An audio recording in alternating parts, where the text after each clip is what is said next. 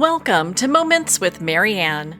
This is your host, Marianne Pastana, and we're here today with special guest, Lori Pappas, who's here to share with us her award-winning book, The Magic of Yes.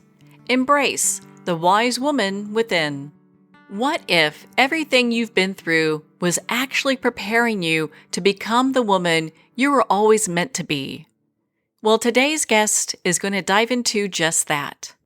Lori Pappas was one of the first female computer sales reps in the world in her 20s, an award-winning entrepreneur in her 30s and 40s, and after failing retirement, founded an international charity and moved to Africa in her 50s.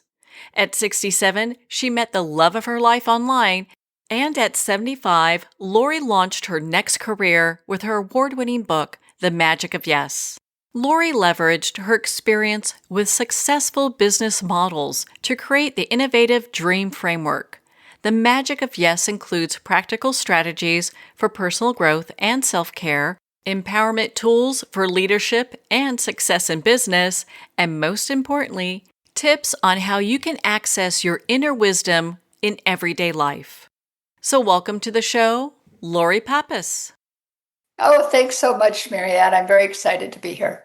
Well, what an honor it is to have you here and to talk about this award-winning book. I mean, by the way, congratulations. What a huge accomplishment.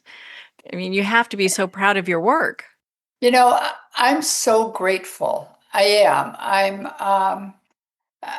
I'm just so grateful for all the people that have helped me out, and I've had a phenomenal life. And I'm grateful for the opportunity to just share the wisdom that I've been able to gain from having such a marvelous life. Well, I'd love to dive into that. So, can you share a little bit about your background and what inspired you to write The Magic of Yes? Well, my first career was an entrepreneur. I started a software company when it was the right moment in time to get into small manufacturing companies. It was at the advent of the PC. I had a good idea, was able to assemble a good team, and I got lucky. I retired at 49, and I set out trying to enjoy having realized the American dream. But you know what, Marianne? It was boring. I mean, it was boring not to really have a purpose anymore. And I didn't quite know what to do with myself. So we started to travel. And I'll never forget the moment that my life changed. It was a very, very hot day. And we were in the middle of the Sahara Desert. So it was really dry and really out there, nowhere. And but we had camped by an oasis, and the rest of the group had headed over towards the water source. And for some reason, I hung back, and this little girl came up to me, and she was all bedraggled, and she had flies on her face, and all she wanted from me was my plastic water bottle, because if you have water, you have a chance. And that little girl just touched my heart. You know, she was the same age as my granddaughter. And I realized that that little girl had done nothing wrong to be born into that disease-ridden life. And what could I do to make a difference? And I started thinking about that, and it just haunted me. What could I do that might help get the flies off of these little kids' faces and give them access to water and a chance? And I started thinking about, well, here, I was a successful entrepreneur. Obviously, I must know how to run a business. So why not? I'll just start an international charity. I had no idea, Marianne, none, how hard that was going to be. So, but I'm an overachiever. So why not try? And I ended up finding the most marginalized place in the world, I believe. It's the South Omo Valley in the southwest corner of Ethiopia. And it's a home of like 9 indigenous tribes that really are having a very, very difficult time. And that became my passion. So I worked and worked. And I would come home exhausted. At that time, my house and my operations was being run out of Addis Ababa. And I was just so anxious to be able to sit down and have a glass of wine and read a book or something, and then the lights would go out. And in that moment, all I could do was think because I didn't have enough light to read or do anything else. And I started thinking about all those struggles and challenges I had had and how this little girl was having these enormous challenges. And I I just started thinking and thinking about how could I access the wisdom from various challenges and struggles. And that's what put me on the journey to writing The Magic of Yes, because I was able to harvest that wisdom that was already living inside me. And I want to share how to do that with other people. Well, you have such a profound journey, and I'm so grateful that you've written this book. When you're saying yes, when we talk about yes, what does that truly Mhm. mean to you? Thanks for asking this. Yes means, hey, I'm willing to try something I've never done before. I'm willing to make a mistake. I'm willing to learn from that mistake and try to make more mistakes so then I'm able to learn more. It means yes to asking for help. That was a really, really hard one for me. But we need to ask for help. It means yes to saying, you know what, these are the cards that I was dealt in life. Now, how am I going to win with the cards I was dealt? I have a choice.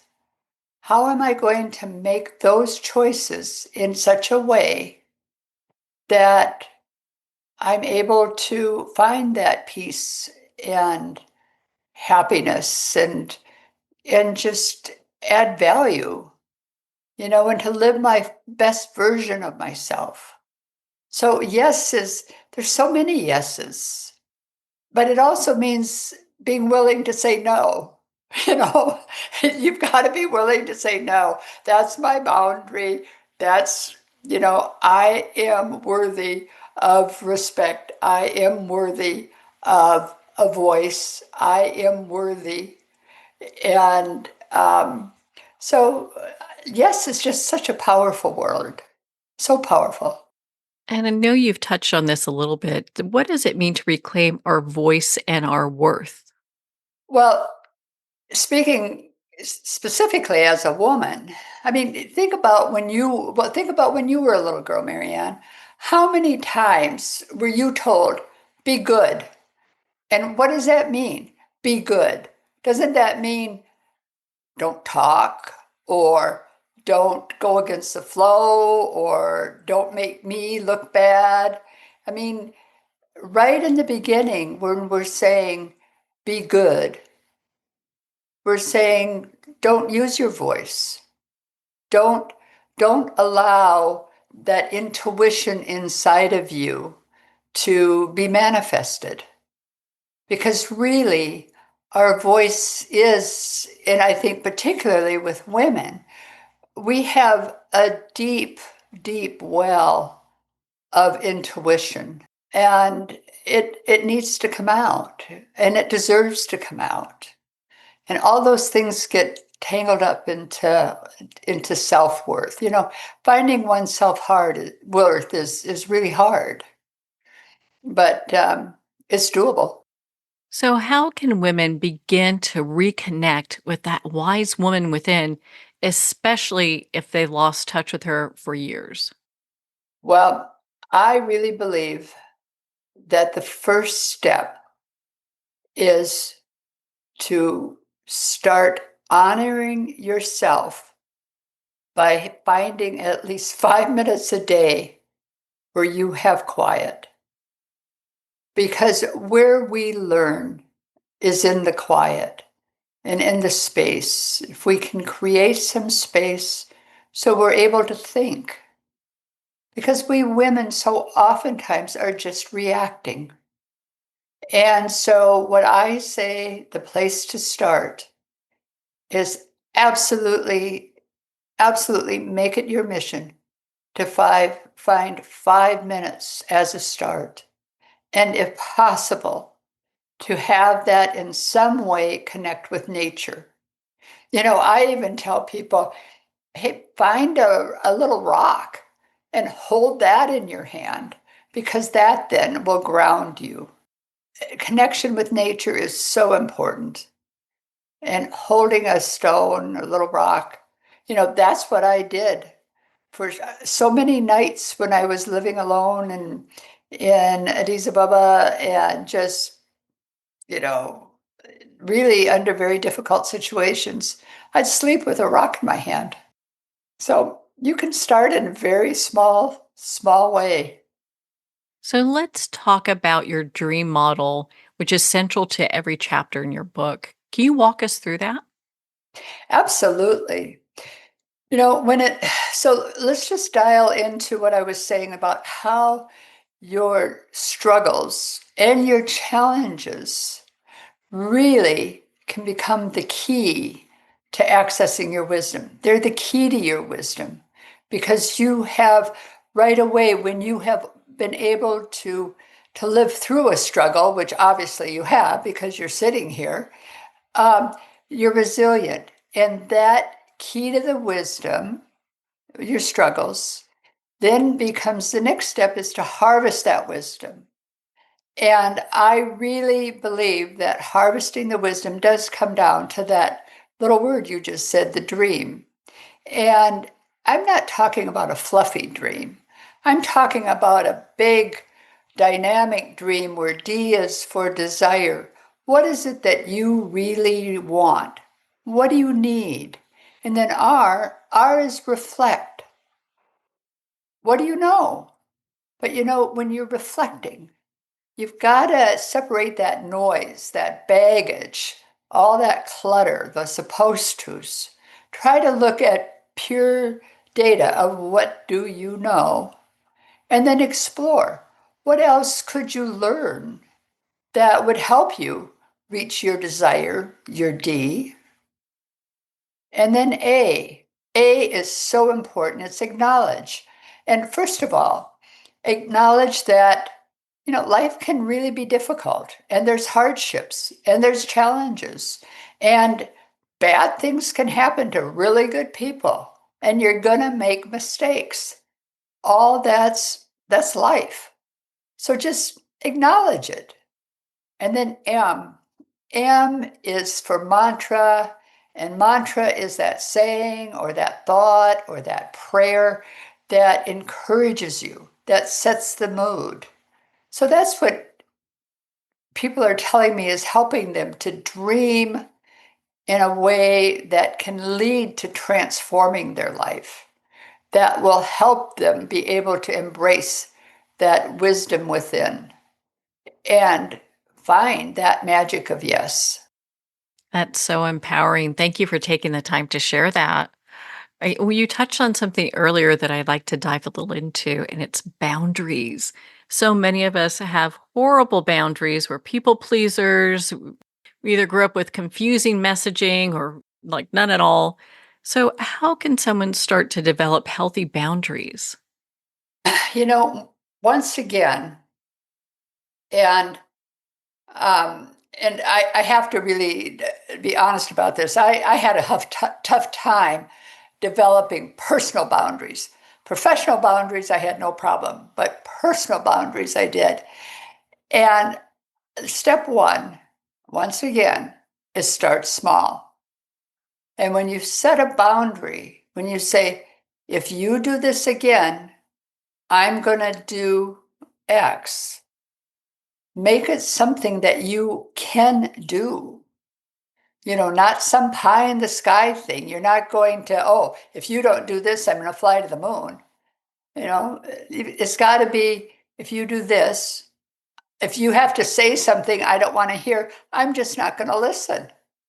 You can do that sitting in that same room. It's all about start small, start building that muscle so that you'll know how to do it on the bigger boundaries. Be realistic, be kind to yourself. Try to treat yourself the way you would your best friend. How did your time in Ethiopia, and especially a time with Indigenous women, shape your understanding of strength and resilience? Oh boy, they're my Stardust girls. Any star power people see in me, I say it's really the stardust from them. I mean, they are the strongest human beings I've ever seen. Um, I think the biggest lesson they taught me in the beginning was the importance of collaboration. Here I had built my career being a fierce competitor and learning how to win. And with these women who are in such a very, very difficult situation, to put it into perspective, Marianne, um, so many of them never have been called by name even. And I was one of the first people that called them by name. That's how marginalized they are. But they're so collaborative. They help each other survive. And they really work hard to smooth the way for each other. When one of them has a difficult child or nourishing and the mom is too exhausted to nurse the baby, the person sitting next to her will pick up that baby and nurse it. I mean, it's a true collaborative effort to live. And they just peeled layers off my eyes. I mean, I'm not talking just a film. I'm talking about this, Iron Curtain. I had no idea of the absolute kindness people are capable of. And it's an inherent trait to be kind. Is that one of the areas that maybe a lot of people struggle with is being able not necessarily being kind to other people, but maybe to themselves? Oh, I think that's definitely so. Um, I know I was brought up in a very, very religious household, and my mother was just adamant that the biggest sin in the world was the I in the middle of the word, SIN. And it was all about you could never be proud of yourself, you weren't worthy, um, and so forth. And that's not true. It's truly not true. I saw evidence of it with my own eyes, living with these Indigenous women, is that people are innately kind and good. You've got some bad apples, but the majority of people want to be helpful. People don't wake up in the morning and say, "Oh, how can I make somebody else's life miserable today?" People don't do that. Our natural trait is to be kind, and we somehow learn not to be. But it's in there. It is inside each of us, and that's what I keep trying to help people understand is that we all have wisdom seeds in us. I guarantee you. And the reason why I can guarantee that is we're all connected through our DNA. And that means I'm connected to every single person listening to this broadcast. And I'll tell you what, I know darn sure that I'm wise and I've got the same DNA that you have for the most part, except for a teeny, teeny, teeny, tiny percentage. So we do have that. We have the wisdom. We have all these wonderful attributes that are naturally inside us. And it's just a matter of letting our defenses go down and certain boundaries come up. And when we look in the mirror, to really work on seeing the story we want to live. When we look in the mirror, look to see the story you want to live, not who somebody has told you you are. I really like how your book highlights the tension between personal and professional identities. How can we finally merge the two? Wow, I'll tell you, you hit right the spot. That really was that one point I so much wanted to make in my book was how for years, I know for myself, here I got all these awards and acclamations professionally. And I was really a mess at home. And that really became, I think, because of my self-worth issues. And I think it all goes back to self-worth and how do we define ourselves? For years, I defined myself by what I could do, all my doing.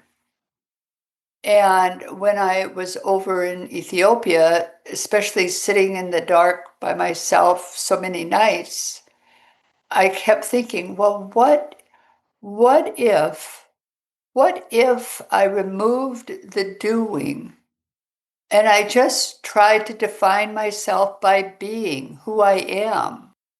And that's a major hurdle. But I'm there. I got there. I did. And if I can get there, I proved it's possible. It's a scary jump, though. It's a real scary jump to go from defining yourself by your doing to defining yourself by your being. What is one thing that readers and people reach out to you about that they're really struggling with in life and this book really helps them? Well, I would say that there's four, if I'll just go quickly, there's four main struggles people talk to me about that I hear. One is a number of people really didn't have great parents. They weren't blessed with real healthy parents. And so they're struggling being a parent themselves because they didn't have a good role model. Another one is a number of people reach out and want to talk about being stuck, that they feel like they're working so hard, they're trying so hard, but they don't feel like they're really getting anywhere. So they feel very stuck. And then a number of people, especially in my generation, the baby boomer generation, will say, here I am, I retired. But is that all there is? What's my purpose now? And then we do have a number of people that will say, well, Lori, I'm getting older now and I'm a bit afraid that I'm going to become irrelevant. I happen to be 76 and I don't think I'm irrelevant at all, but I still really understand what they're saying to me. So those are the four main things that people are really saying to me, and all four of those all are self-worth related. And I think one of the real main takeaways from my book is how do you access that worthiness that is already inside of you? I mean, you are worthy. But it's like I was saying, it's getting rid of that clutter, that noise, that programming, all those supposed tos, and really being able to step into the authenticity of you. Well, I found your book to be such a profound read. What would you like readers and our listeners to take away from your book? I'd love to have them take away. Yes, I would. I would love to have every single one of you say, okay, I am going to make some kind of mistake and I'm going to say, yes, that's okay. And I have a free offer that if you go to loripappas.com/dream, you can download free, no strings attached, one of the dream frameworks and start thinking about it, trying it out a little bit to see whether or not that makes sense. Because we all can dream in a way that will help us transform our lives. But it's a matter of accessing that wisdom that's inside of us.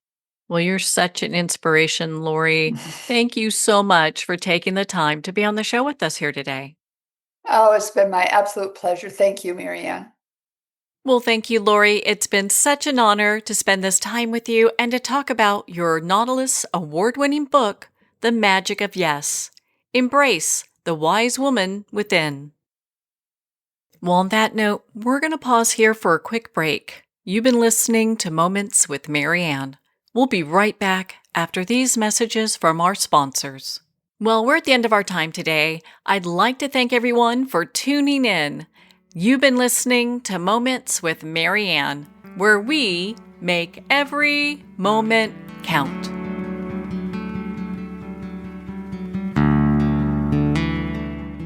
In a single moment, your life can change. Moments with Marianne is a transformative hour that covers an endless array of topics with the best of the best. Her guests are leaders in their fields, ranging from inspirational authors, top industry leaders, and business and spiritual entrepreneurs. Each guest is gifted and a true visionary, a recognized leader in her own work, and while teaching others to develop, refocus, and grow, Marianne will bring the best guest and sometimes a special surprise. Don't miss this. You never know just which moment will change your life forever.